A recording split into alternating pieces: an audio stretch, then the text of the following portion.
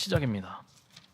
그래서 마가복음 1장을 우리 1장 오늘은 한 구절만 보도록 하겠습니다. 까지 많이 구절을 많이 봤는데 문맥을 봤죠. 문단을 봤는데 오늘은 한 구절만 보도록 하겠습니다. 다음 주부터는 조금 길어집니다. 자, 1장 1절을 우리 한번 다 같이 읽도록 하겠습니다. 시작. 우리 한 번 더 읽겠습니다. 시작. 하나님의 아들 예수 그리스도의 복음의 시작이다. 아멘. 그래서 우리 마가복음 오늘은 그냥 처음에 예언은 안 들어가고요. 일단은 우리 마가복음 이렇게 이제 16장까지 있죠. 16장까지 있는데 그래서 이제 이번 주부터 이제 마가복음 강해로 그렇게 가도록 하고 또 절기 때나 뭐 다른 날이 있을 때는 또 주제 설교로 또 가도록 하겠습니다. 그래서 마태, 마가, 누가, 요한 중에 가장 먼저 쓰여진 여러분 책이 무엇일까요? 마가복음입니다. 사복음서 중에 가장 짧은 이 마가복음은 예수님의 그 가르침보다는 그분의 예수님의 사역과 행동에 대해서 더 많이 좀 집중을 하고 있습니다. 이야기를 하고 있습니다. 그래서 우리가 여기 마가복음 들어가기 전에 오늘은 서로만 짧게 그렇게 말씀드리도록 하겠습니다. 그래서 이 마가는 이 마가복음은 좀 직접적이고 좀 빠르게 이게 전개가 됩니다. 그러면서 이제 예수님의 죽음과 부활이라는 복음의 핵심적인 사건으로 이제 빠르게 진행이 되면서 예수 그리스도의 죽음과 부활에 대해서 그렇게 그 복음의 핵심적인 사건을 그렇게 신속하게 인도해 주는 책이 이 마가복음이라는 이런 책입니다. 자, 마가복음 누가 썼죠, 여러분들? 마가가 썼습니다. 이따가 간식 마가레트가 있나요? 하여튼 이 마가가 썼는데 이 마가는 신약 성경에 많이 등장합니다. 그래서 이 마가의 첫 등장은 어떻게 나오죠? 이 신약 성경에 등장을 하는데 이제 부끄러운 모습으로 좀 등장을 합니다.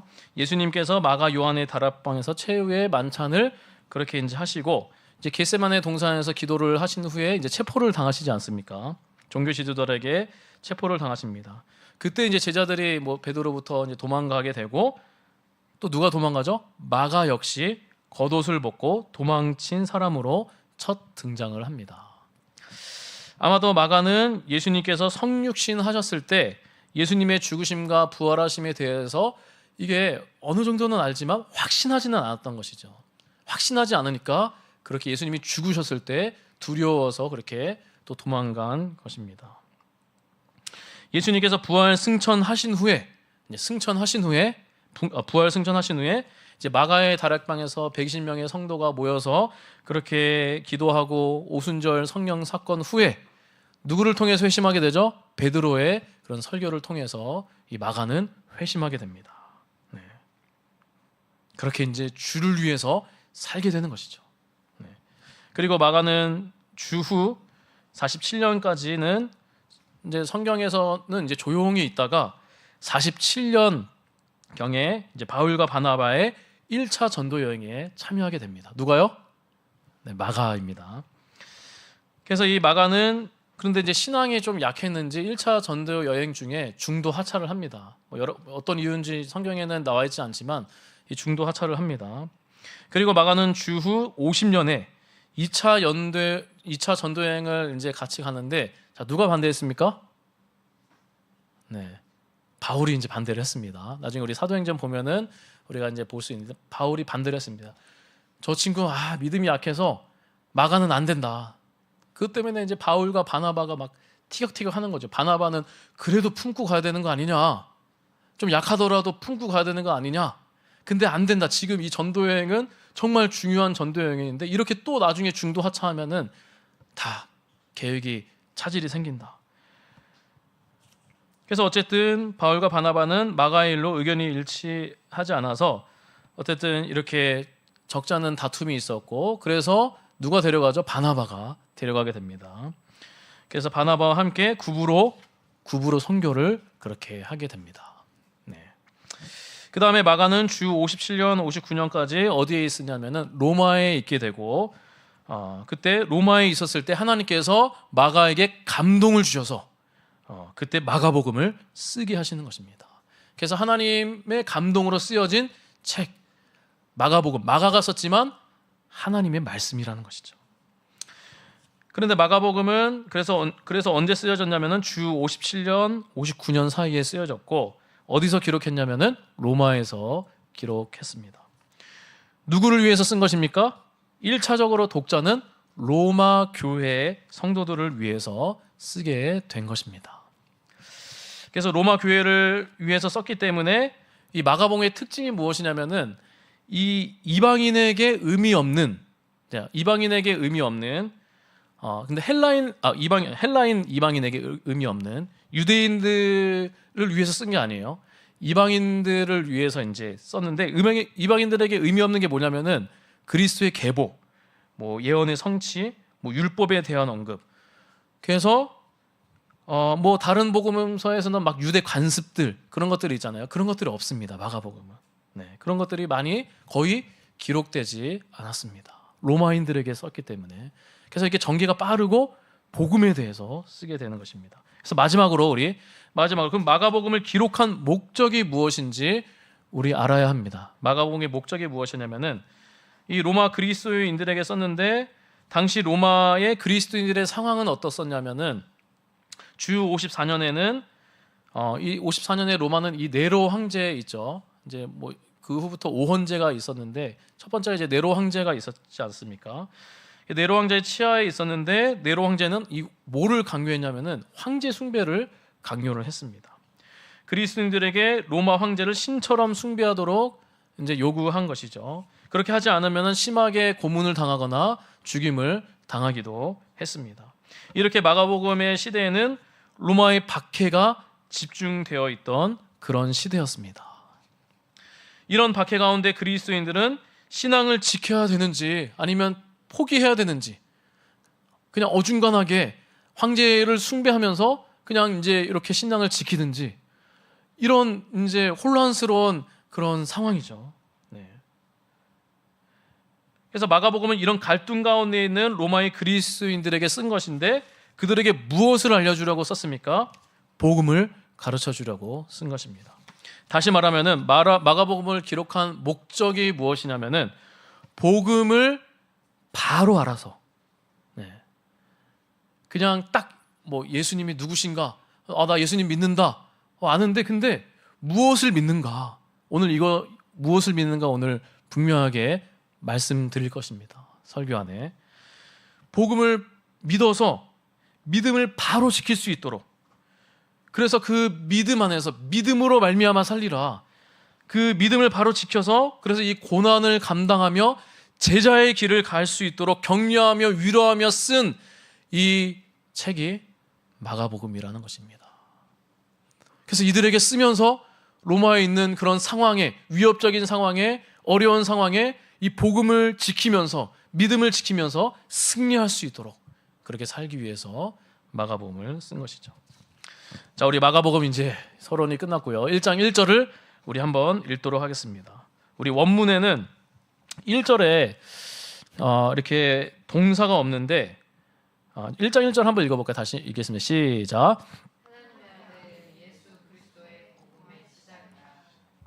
자, 원문 그대로 번역하면 어떻게 되냐면요, 하나님의 아들 콤마 예수 콤마 그리스도 콤마 복음의 시작입니다. 하나님의 아들 예수 그리스도 복음의 시작. 그래서 1절은 단순히 마가복음의 한 구절이라기보다는 마가복음의 주제로 볼 수 있는 것입니다. 그래서 오늘 1절만 그렇게 하는 것이죠. 자, 여러분들, 복음의 의미가 무엇입니까? 자, 복음의 시작. 우리가 1절만 오늘 풀어가고 끝내도록 하겠습니다. 자, 복음의 의미가 무엇입니까? 복음이 무엇이죠, 여러분들? 뜻이? 그렇죠, 기쁜 소식이죠. 복음은 구원의 기쁜 소식입니다. 기쁜 소식이죠. 유앙겔리온, 굿뉴스, 정말 기쁜 소식입니다. 자, 구원의 기쁜 소식인데 여러분들, 구원은 무엇입니까? 예전에 한번 말씀드린 것 같은데, 구원은 사전에 뭐 어떤 것으로부터의 건짐이죠. 건짐을 말하는 것이죠. 소테리아라는데, 근데 이 구원을 이제 정말 사람에 관한 성경의 가르침에 그렇게 봐야 되는 것입니다. 이해를 해야 됩니다. 그래서 구원이란 무엇이냐면은 우리 성경의 여러 곳곳에 잘 나와 있습니다. 우리 마태복음 1장 21절, 우리 참고 구절이 많이 없긴 한데 우리 한번 보도록 하겠습니다. 네, 1장 21절 읽겠습니다. 시작. 아들은 낳으니 이름을 예수라 하라. 이는 그가 자기를 애써는 그들의 죄에서 구원할 자심이라고 우리. 아멘. 에베소 2장 4절 5절입니다. 시작. 긍휼이 풍성하신 하나님이 우리를 사랑하신 그 큰 사랑을 인하여 허물로 죽은 우리를 그리스도와 함께 살리셨고 너희는 은혜로 구원을 받은 것이다. 자, 무엇입니까? 죄에서 구원할 자이십니다. 네. 허물로 죽은, 죄와 허물로 죽은 우리를 그 은혜로 구원한다. 그래서 죄에서 구원이시죠. 자, 마지막 누가복음 1장 71절입니다. 시작. 우리 원수에게서와 우리를 미워하는 모든 자의 손에서 구원하시는 일이라. 그래서 원수의 손에서, 네, 이따가도 또 말씀드렸지만 죄의 세력으로부터, 또 사탄의 세력으로부터도 구원이다. 네. 그래서 분명히 말해서 구원은 사람이 죄로부터 건짐을 받는다는 것을 뜻합니다. 절망적인 영혼의 죽음의 상태에서로부터 구출을 의미하는 것입니다. 허물과 죄로 죽었던 우리를 살리시는 것입니다. 그래서 하나님과 화목하고 생명적인 관계를 다시 회복하는 것이다. 그러므로 구원은 죄로부터 건짐을 말하는 것입니다. 자, 그렇다면은 어떤 죄로부터 여러분들 건짐을 받는 것일까? 네, 우리 여러분들 많이 신앙생활 하시면서 들으셨겠지만 우리 이번에 다시 한번 정리를 하면은, 예전에도 한번 이 부분은 좀 말씀드린 것 같은데, 자, 하나님은 아담을 창조하실 때 그를 흙으로 빚고 그 코에 생기를 불어서 만드셨습니다. 그렇죠? 그러나 하나님께서는 모든 인간을 다 그렇게 창조하신 것이 아닙니다. 아담의 후손부터는 결혼을 통해서 사람의 생육법을 따라 출생하도록 하셨습니다. 그래서 사람의 생육법으로 태어난 모든 사람은 아담에게 자신의 출생의 기원을 두게 되는 것입니다. 그래서 하나님은 인류를 대표하는 그런 머리로서의 아담, 자, 아담과 언약을 맺으셨지 않습니까? 네, 우리 그 부분은 창세기에서 또 말씀드렸지만 아담과 언약을 맺으셨습니다. 머리로서, 인류의 대표의 머리로서 아담과 이 사람의 대표로서 그렇게 언약을 맺으셨습니다. 그렇게 맺으셨기 때문에 이 아담의 불순종으로 말미암아 그 야기된 그런 죄의 결과들이 있지 않습니까? 네. 그래서 그 결과가 그의 후손인 우리죠. 후손인 우리에게 그대로 그렇게 물려진 것입니다. 그의 죄의 심각한 결과로 바로 그게 죄책과 오염, 이 둘을 합해서 신학적인 용어로 뭐라 그러죠? 원죄라고 합니다. 원죄. 사실 원죄는 아담에게 물려받은 그런 죄예요. 또 스스로 짓는 죄도 있지만 아담 안에서 우리는 고스란히 하나님과 대표로 언약을 맺었기 때문에 그게 깨진 것이죠. 그래서 그의 후손인 우리에게도 그 죄의 결과가 우리에게도 있는 것입니다. 그래서 그 죄의 심각한 결과가 무엇이라고 하죠? 바로 죄책과 오염. 네, 이거를 하나로 얘기하면 원죄라고 하는 것입니다. 이 원죄를 두 부분으로 나누면은 죄책과 오염입니다. 자, 죄책은 무엇이죠? 자, 죄책과 오염. 원죄 안에 죄책과 오염이라는 그런 신학적인 두 가지 용어가 있습니다. 죄책과 오염. 죄책이 무엇이라 했죠? 죄를 지었기 때문에 그에 대한 책임을 지는 것이죠. 그래서 우리는 각자 모두 다 죄책을 가지고 태어납니다. 원죄 안에 죄책. 그래서 우리는 하나님 보시기에 다 책임이 있습니다. 죄책이 있는 죄인들입니다. 하나님의 진노가 불의로 진리를 막는 사람들의 모든 경건하지 않음과 불의에 대하여 하늘로부터 나타나나니, 하나님의 진노가 심판이 우리 죄로 말미암아 있다는 것이죠. 자, 오염은 무엇입니까? 네, 오염은 무엇이죠? 타락한 사람 안에 물려받은 죄된 본성입니다. 그래서 사람이 태어날 때부터 본성적으로 오염됐다는 것입니다. 그래서 사람은 누구는지 하나님 앞에서 어떠한 선도 가지고 태어나지 않는 것입니다. 다 선한 것이 없는 것입니다. 근데 많은 사람들은 이렇게 다르게 생각을 하죠. 잘못된 교육이나 나쁜 환경과 같은 후천적인 것들이 사람의 도덕성을 오염시킨다. 그것이 아닌 것이죠. 네. 물론 어느 정도 그 부분은 있겠지만 근본적인 문제가 아니죠. 사람은 선천적으로 그러한 부패, 전적 부패성을 타고났습니다. 오염. 누가 가르쳐주지 않아도 태어날 때부터 어디서 훈련받고 온 것처럼 하나님을 대적하고, 시간이 지나면 지날수록 돈이 생기고 생각이 깊어질수록 하나님 없이 살아갈 때는 하나님은 업신여기고 내 뜻대로 내 마음대로 내가 왕이 되어서 그렇게 살아가는 것입니다. 왜냐? 부패했기 때문에, 오염되었기 때문에 점점 오염이 되는 것입니다. 대적하며 살아갑니다. 창조의 목적을 따라 살기 싫어하고 스스로 거절합니다. 하나님 앞에 선한 것이 있을 수 없는 것이죠. 이처럼 이 원죄, 죄책과 오염을 우리가 고스란히 물려받으면서 사람은 이제 벗어날 수 없는 죄를 지으며 살아갑니다. 이 부패된 본성 때문에 실제로 짓게 되는 뭐가 있는 것이죠? 자범죄, 실행죄가 있는 것입니다. 그래서 로마서 1장 28절 31절을 보면은 PPT에는 나와 있지 않지만 그냥 한번 들어보세요. 곧 모든 불의, 추악, 탐욕, 악의가 가득한 자여, 시기, 살인, 분쟁, 사기, 악독이 가득한 자여, 수군수군하는 자여, 비방하는 자여, 하나님께서 미워하시는 자여, 능욕하는 자여, 교만한 자여, 자랑하는 자여, 악을 도모하는 자여, 부모를 거역하는 자여, 우매한 자여, 배약하는 자여, 무정한 자여, 무자비한 자라. 사람의 원죄의 뿌리가 이제 거기서부터 이제 뿌리가 이제 자라나는 것이죠. 그러면서 실행죄가 나타나는 것입니다. 그런 열매들이 맺혀지는 것이죠. 그러면서 끊임없이 악과 고통을 경험하며 살아갈 수밖에 없는 절망적인 존재가 되었습니다. 그래서 사람은 물려받은 원죄의 실행죄가 더해져서 사람 안의 오염은 점점 더 악해져 갑니다. 어떤 희망도 없는 것이죠. 죄의 질병을 치료하지 않고는 어떤 소망도 없는 것입니다. 그리고 마지막으로 이 사람은 또 이 죄의 세력에서도, 원수의 세력이에요. 죄의 세력에서도 건짐을 받아야 합니다. 그래서 우리에게 있어서 문제는 이 죄책과 오염을 지고 있다, 그것만이 아닙니다. 그것도 있지만 또 하나의 문제가 있는데, 그것은 모든 사람이 이 사탄의 지배라는 것이 있습니다. 죄의 노예, 죄의 지배 아래 있다는 것입니다. 사람은 에덴 동산에서 자기의 자유를 잃어버렸습니다. 사탄의 말을 청종하기 전까지 그 아담과 하와는 자유로웠습니다. 네. 그러나 청종하는 그 순간부터 그는 자기의 자유를 상실했습니다. 그는 더 이상 자유롭지 못합니다. 사람은 이 세상 영의 노예입니다. 자, 에베소서 말씀 보면은 2장 2절에 그때 너희는 그 가운데서 행하여 이 세상의 풍조를 따르고 공중의 권세 잡은 자를 따랐으나 곧 지금 불순종의 아들들 가운데서 역사하는 영이라. 아까 전에 누가복음에 있었죠. 우리 원수에게서와 우리를 미워하는 모든 자의 손에서 구원하시는 이리라. 네. 하나님이 지으신 이 본래의 사람은 이 죄의 세력 안에 있지 않았습니다.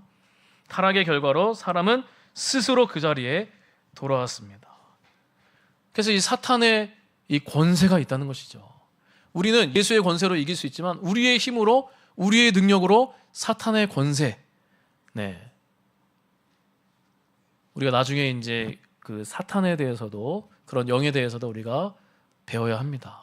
어찌됐든 그런 영들이, 공중의 권세 잡은 자들이 있다는 것이죠. 바로 이 구원은 우리를 이러한 죄로부터 건져주신다. 우리 이거를 설명하기 위해서 이 부분을, 단어를 얘기하기 위해서 설명을 했습니다. 그래서 이 구원은 누가 행하시는 일입니까? 주체가 누구이십니까? 바로 하나님이십니다. 하나님이 죄와 사망으로부터 구원한다는 기쁜 소식, 이것이 바로 복음인 것입니다. 자, 그런데 하나님이 누구를 통해서 이제 구원하시냐? 이제 우리 구원에 대해서 배웠죠. 구원, 죄로부터의 구원이다. 네, 원수로부터의 구원이다. 이 구원에 대해서 우리가 정확하게 알았죠. 네, 죄로부터 구원했는데 어떤 죄죠? 원죄. 네, 아담으로부터 물려받은 원죄. 원죄 안에는 뭐가 있다고 그랬죠? 죄책과 오염. 또 그와 더불어 죄의 세력이 있다. 이 죄로부터의 건짐이다. 네, 그래서 이 복음이 무엇이냐면은 구원의 기쁜 소식이다. 구원의 기쁜 소식이다. 라는 것이죠. 주체가 누구시죠? 하나님이시라는 것입니다. 자, 근데 하나님이 누구를 통해서 구원하십니까? 네. 이제 오늘 요거만 말씀드리고 끝내도록 하겠습니다. 누구를 통해서 구원하십니까?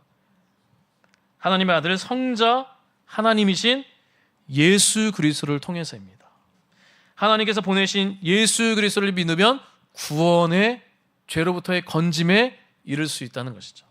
다시 말하면 복음은 하나님의 예수 그리스도를 통해 믿는 모든 자에게 죄와 사망에서 구원한다는 기쁜 소식입니다. 우리 한번 따라해 볼까요? 복음은 하나님이 예수 그리스도를 통해 믿는 모든 자들에게 죄와 사망에서 구원한다는 기쁜 소식입니다. 네. 자, 그렇다면은 이제 복음에 대해서 알았죠. 그렇다면 예수를 믿으면 구원을 받는 것이죠. 그렇죠? 예수님을 믿으면 구원을 받는데 예수님의 무엇을 믿어야 됩니까, 여러분들? 네. 예수님의 무엇을 믿어야 여러분들 구원을 받을 수 있습니까? 자, 우리 두 가지만 말씀드리고 말씀을 드리도록 하겠습니다. 자, 오늘 우리 본문을 다시 한번 읽어보겠습니다. 1절 읽겠습니다. 시작. 하나님 아들 예수 그리스도의 복음의 시작이라. 본문 안에 다 나와 있습니다. 예수님의 무엇을 믿어야 하냐면은 첫째, 예수님이 하나님의 아들이라는 사실을 믿어야 합니다. 오늘 본문에 예수님은 하나님의 아들이시라고 얘기합니다. 하나님의 아들 예수 그리스도 복음의 시작. 자, 예수님께서 하나님의 아들이시라는 것이 무엇이죠? 하나님의 아들은 이 땅에 사람으로 존재하지만 하나님과 같은 신적 속성을 가지신 분이십니다. 네. 그래서 하나님의 아들 예수라는 표현은 예수님은 하나님이시다라는 표현입니다. 당시 유대인들은 이 예수님 자신이 하나님의 아들이라고, 내가 하나님이다, 나와 아버지는 하나다 그러잖아요. 나와 아버지는 하나다. 내가 하나님이다 그렇게 얘기하시잖아요. 그랬더니 이 유대인들은 뭐라고 얘기하죠? 막 반박하면서 신성모독이다. 그래서 결국에는 죽이는 거잖아요. 그 죄목을 가지고, 신성모독이라는 죄목을 가지고 그렇게 고발해서 그렇게 이제 죽임을 당하는 것이죠. 네.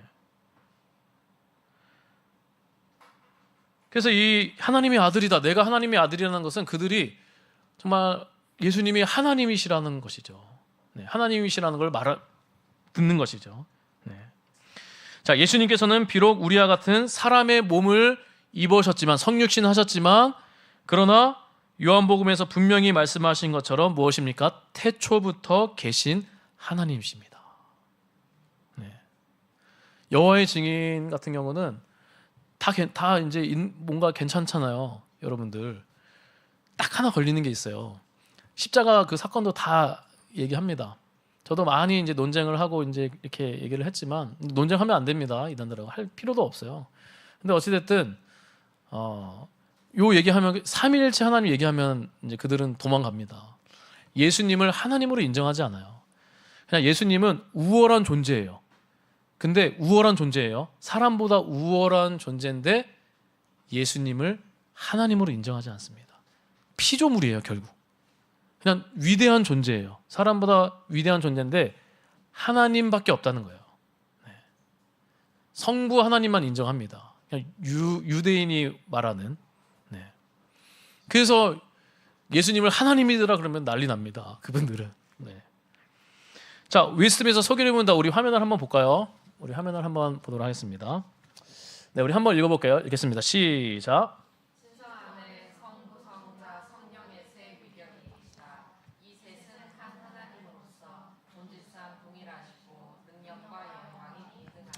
자, 신성 안에 성부, 성자, 성령 세 위격이 계시다. 이 셋은 한 하나님입니다. 나와 아버지는 하나이다라는 것이에요. 본질상 동일하시고 능력과 영광이 동시행하시다. 자, 이 신성, 이 하나님의 신성이 무엇이냐면은, 자, 여러분들 신성이 무엇이냐면은, 이 이 다른 피조물들의 필요가 없는 것이죠. 스스로 있는 분이에요. 네, 자존성, 뭐 독립성, 또 무한성, 영원성, 불변성, 편재성, 전지전능성. 저 신성이죠. 이 세상을 또 창조하고 전지전능하다는 것이죠. 네, 이런 신성이 있어요. 신성. 네. 그래서 이 본성, 이 하나님의 본성, 이 신성은 오직 하나밖에 없습니다. 네. 그러므로 하나님은 오직 한 존재이시며 우주에는 오직 한 하나님밖에 없습니다. 이 오직 하나밖에 없는 이 신성을 가지신 분은, 인격적인 분은 세 명이에요. 세 분이에요. 세 분이 계시는데 성자, 성령, 성부, 성자, 성령 다 모두 다 하나다. 삼일체라는 것이 뭐냐면은 성부와 성자와 성령이 하나다. 뭐가 하나죠, 여러분들? 신성이 하나다. 신적 본질이 하나라는 거예요. 동등하다, 대등하다라는 것이죠. 어느 누구도 없다는 것이에요.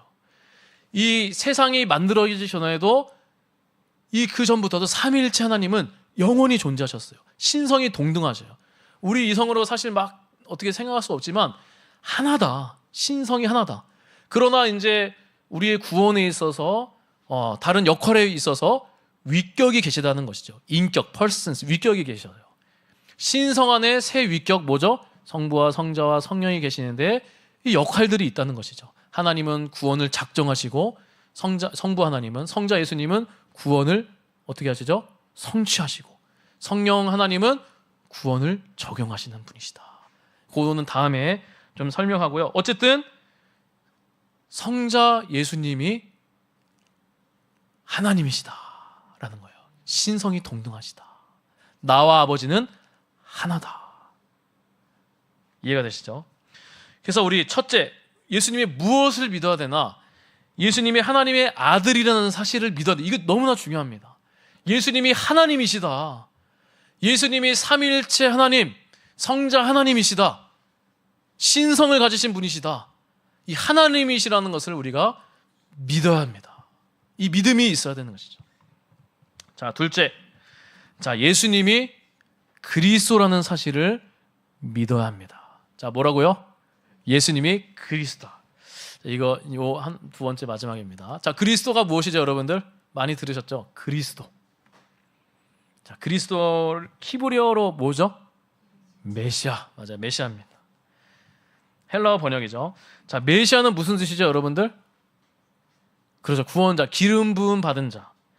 하나님으로부터, 성부 하나님으로부터 기름 부음 받은 자예요. 사명을 가지고, 여러분들 구약시대 때 기름 부음 받잖아요. 왕으로서 기름 부음 받으면 그 사명을 가지고 왕으로서 이제 행해야 되는 것이죠. 예수님이 그리스도, 기름 부음 받은 자예요. 메시아. 네. 근데 사명을 가지고 왔어요. 자, 어떤 사명자로 온 것이죠? 어떤 사명자로?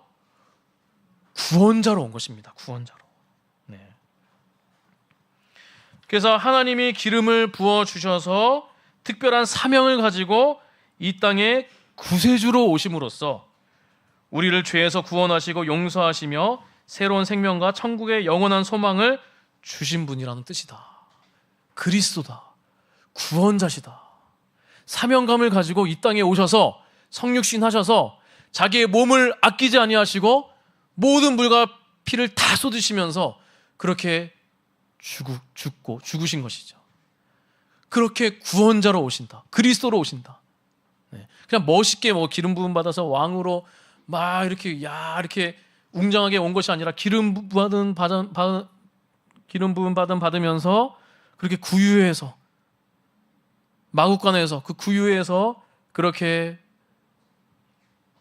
누이시고 그러면서 정말 죽어가는 그런 침묵하는 어린 양처럼 그렇게 죽어가시고 기름 부음 받은 자로 그런 사명감을 가지고 오신 것이죠. 그래서 예수님이 그리스도시다, 구원자시다라는 사실을 믿으시길 바랍니다. 자, 우리 한번 화면 한번 마지막 부분인데 마지막이 너무 많았죠. 자, 우리 한번 읽도록 하겠습니다. 자, 제가 읽게요. 아들을 아들을 예수님이 영원한 하나님이시며 하나님의 아들이죠. 인간이 되셨으며 예수입니다. 유일한 구원자신 그리스도이심이라는 사실을 믿어야 한다. 네. 자, 예수님이 영원한 이게 아들이 아니에요. 아들이 아니고 예수님이 영원한 하나님이시다. 하나님의 아들이심을 믿는 것이죠. 또 예수님이 인간이 되셨다. 예수님이시죠. 또 예수님이 유일한 구원자이시다. 그리스도이심을 믿는 것이다. 예수님이 무엇을 믿느냐? 요 사실을 믿는 것이다. 네.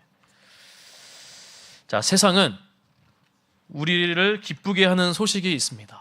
많이 있죠.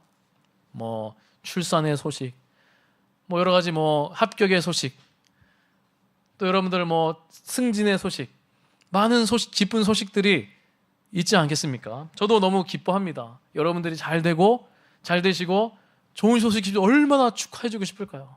네, 그렇죠. 그리고 또 그와 반면에 우리를 지치게 하고 힘들게 하는 소식이 있습니다. 어쨌든 세상의 소식은 우리에게 뭐 기쁜 소식도 있고 힘든 소식도 있지만, 그런데 그 소식들이 우리를 다 만족시킬 수 없습니다. 네. 참된 만족을 가져다 줄 수 없는 것이죠. 도리어 때로는 마음이 공허하게 될 수도 있어요. 네. 허전할 수도 있고 괴로울 수도 있습니다. 나의 삶을 볼 때, 또 내 삶을 둘러싼 또 이런 두려움과 근심 속에서 무엇입니까? 나의 마음이 또 무너져 내릴 수도 있습니다. 그래서 우리는 이럴 때 우리의 눈을 돌려야 합니다. 우리의 시선을 다른 데로 돌리는 것이죠. 우리의 마음을 다른 곳으로 쏟는 것입니다. 네. 우리의 눈을 들여서 나의 구원자이신 우리 예수님께 향하는 것입니다. 하나님의 복음을 기억해야 합니다. 하나님의 복음을 생각해야 합니다. 너희가 피곤하여 낙심치 않기 위하여 죄인들이 이같이 자기에게 거역한 일을 참으신 예수를 생각하라. 믿음을 온전케 하시는 이인 예수를 바라보자. 예수를 바라볼 때 믿음을 강하게 하신다. 복음은 우리에게 참된 만족과 기쁨을 가져다 줄 수 있습니다. 복음으로, 아까 1절에 있었죠. 복음의 시작, 하나님의 아들 예수 그리스도 복음의 시작. 복음으로 여러분을 다시 시작할 수 있습니다. 나의 연약함으로 또 이렇게 반복적인 모습들, 또 여러 가지 여러분들의 갖고 있는, 여러분을 이렇게 안고 계시지만 제가 여러분들의 깊은 마음들을 다 모르지 않습니까? 네. 또 여러분을 자신은 알고 있지 않을까요? 네. 자신의 깊은 것 다 하나님이 아신다는 것이죠, 여러분들.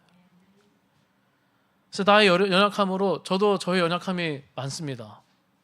부족함이 참 많습니다. 잘하는 것 같았는데 이렇게 무너져 내릴 때가 참 많습니다. 나의 자신을 보면서 와, 내가 이런 사람이었나? 그러면서 이게 무기력해지고 힘이 빠지고 자기 연민에 빠지고, 그래서 그냥 포기하고 싶을 때가 많이 있습니다. 내가 정말 목사를 해야 되는 거 맞나? 내가 이 길을 가는 거 맞나? 아니 뭐 다른 것보다 뭐 현실적인 문제도 뭐 있겠지만 그런 것보다 내 자신이 맞나? 자괴감이 들 때가 있는 것이죠. 또 우리의 삶에서 여러 가지 사람과의 관계에서 여러 가지 문제 속에서, 상황 속에서 낙심이 되고 힘이 빠질 때가 있습니다. 그럴 때 우리 이론적으로 잘 알지만, 그럴 때 복음의 시작, 하나님의 아들 예수 그리스도, 행복의 시작 예수 그리스도, 우리가 예수의 이름을 외쳐야 됩니다. 그냥 예수, 그냥 뭐 맹목적인 의미가 없는 그 예수가 아니라 하나님의 아들 우리의 구원자 그리스도, 나에게 힘을 주시고 이 세상을 창조하시고 구원하신 여러분을 구원은 누가 할 수 있을까요? 하나님만이 하실 수 있습니다. 하나님의 능력이다. 내가 복음을 부끄러워하지 아니하노니 이 복음을 모든 믿는 자에게 구원을 주시는 하나님의 능력이다. 하나님의 능력이에요. 구원은 하나님의 능력이에요. 사람이 구원할 수 없습니다. 우리를. 이 세상을 누가 창조합니까? 하나님이 창조하신 분이다. 무에서 유를 창조하신다. 여러분들의 생각과 마음과 모든 상황들을 하나님이 구원하실 수 있다니까요. 누가 하실 수 없습니다. 그래서 우리가 복음의 시작, 다시 일어날 수 있습니다. 다시 할 수 있습니다. 이전 것은 지나갔으나 보라 새 것이 되었도다. 복음 안에서 우리 여러분들 다시 일어설 수 있습니다. 그래서 주눅들지 마시고, 나로 인해서 사람으로 인해서 주눅들지 마시고 힘들어하지 마시고 내가 왜 그랬을까? 복음 안에서 다시 시작하고 다시 고치고 다시 일어서고 복음 안 예수 안에서 예수의 능력, 복음의 능력을 날마다 경험하는 저 여러분들이 되시기를